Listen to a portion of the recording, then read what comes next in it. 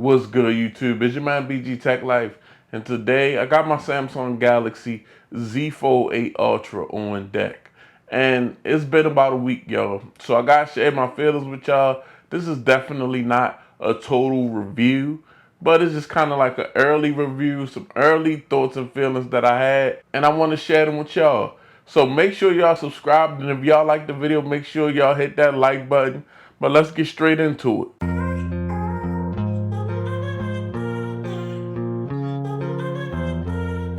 Okay, YouTube. So it's your boy BG Tech Life. And I had this device for a week. This device being the Samsung Galaxy Z Fold 8 Ultra. And I got a few thoughts and feelings about this device. And one of the biggest thoughts, or one of the biggest things on my mind, where I just share some of the thoughts that I'm having with y'all, is this device could use S Pen support. Now, that's the reason I didn't buy the Samsung Galaxy Z Fold 7. It is just something that really hurt me when they removed it after the Z Fold 6. I love using the S Pen with a fold. When that inside big screen, it's just very nice to use the S Pen. We got all of this space to create dope notes and put things on our agenda. And I got fat fingers, so I like to use the S Pen because it's very accurate. But yeah, so I'd always wanted the S Pen to be inside one of these folds. But at this point, when I'm talking to Samsung, I don't even need that. Samsung, can y'all just please give us the S Pen? Give this S Pen capability. You can sell us an S Pen like Apple sell us an Apple Pencil, but give it some type of stylus capability with the S Pen software.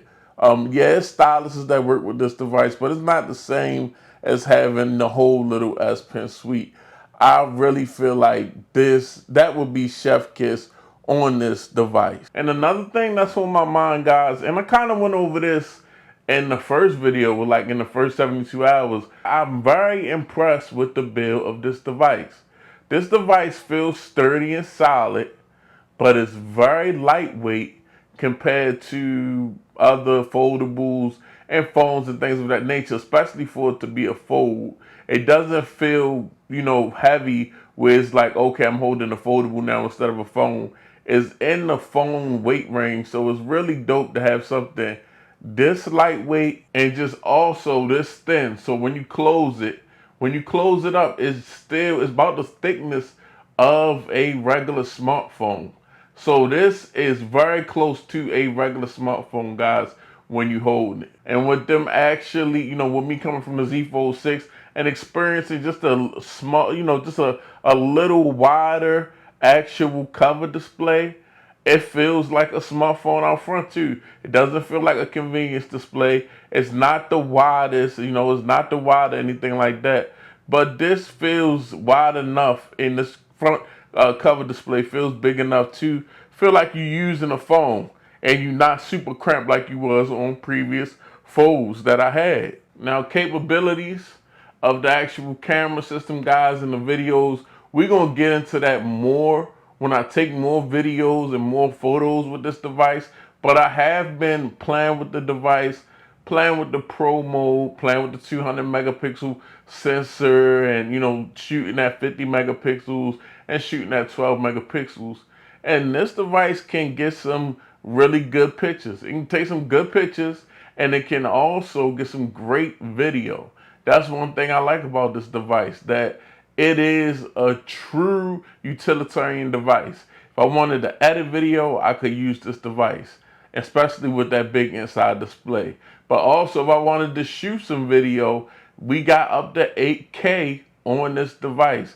And that's what makes this a real tool. You can get good usable video, especially for somebody that's a content creator.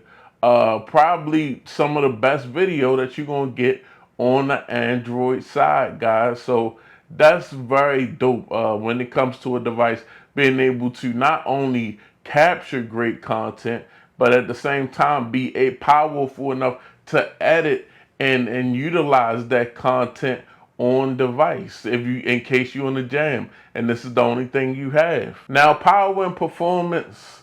Samsung has heavily depended on Snapdragon the last couple years, And I will say Snapdragon has not let Samsung down. I already saw what the Snapdragon 8 Elite Gen 5 chipset could do on the actual S26 Ultra, and the same on this device. When you got a foldable, you want plenty of horsepower because there's no telling what you might try to do with a device that's got an extra big screen on the inside. Like I just talked about, shooting video, editing video. Of course, we're going to get our game on.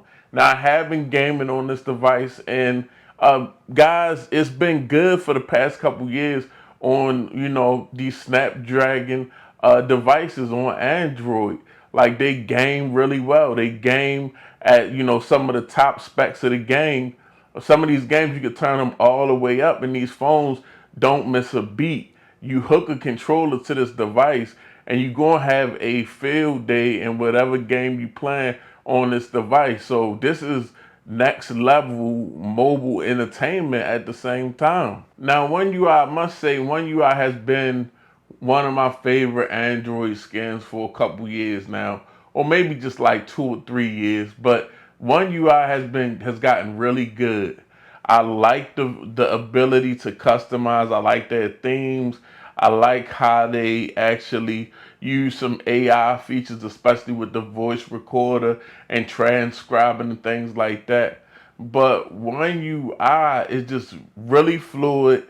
It's really customizable, but it's not cartoonish, and it flows so well on this foldable. Is you got so many options, so many things you can do, so many customizations in between the cover display and your main display, that you can really get it set up for how you want. Like my front display, my cover display is for things that I look at quickly. And this main display, as you can see, I got a little content creation folder because I try to make this more about productivity on this side. And it's just definitely One UI is a beast. Like I said, all the customization, but it really runs really fluid. Things like edge panel, when you can pull out this edge panel and add more actual options here. And this device is powerful enough to run it without skipping a beat. So just definitely very interesting, very dope. I'm curious to see what Apple's going to do with their software to make it compatible with a foldable. And I wonder how that multitasking going to work, because the multitasking on this device is a one. It's tested and it's tried and it's true, and I'm really feeling it. But these are some just early thoughts, guys. I'm having a good time with the phone.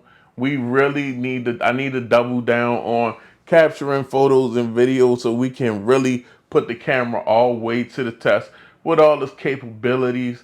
I really want to. I haven't noticed battery life. I haven't noticed it. So it's good to me as long as I don't notice it or feel like the device is dying fast. Most of the time I'm good. But I do want to get a battery life do a battery life test so I can get some benchmarks and have some numbers for y'all, because y'all guys are very analytical and y'all really want to know what's going on. You can only do so much in a week, during the work week, guys. But I've been definitely playing with this device, and there's a lot that I like about this device, but there's a few things Samsung could do, like I said, innovate, somehow figure out S Pen capability, somehow bring the price down.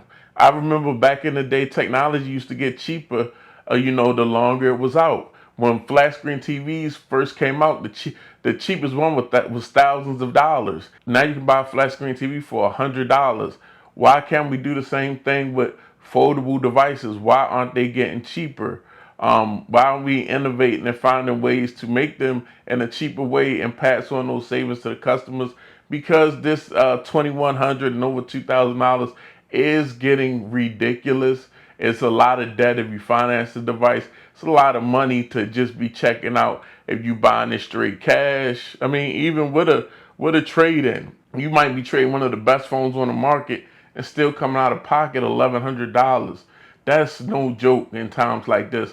So come on, let's figure out how to make foldables 1,500, 1,600, and let's make that small baby fold with 2 cameras. Let's make that 1,400. But yeah, it's been a week with the Samsung Galaxy Z Fold 8 Ultra, and it's really a dope fold. If you've been in the folds for a long time, this is really probably one of the most refined. But then there's an asterisk because it's missing the S Pen. So these is my thoughts just in the first week. It's your boy BG Tech Life. Make sure you subscribe, hit that like button. I'm out. Peace.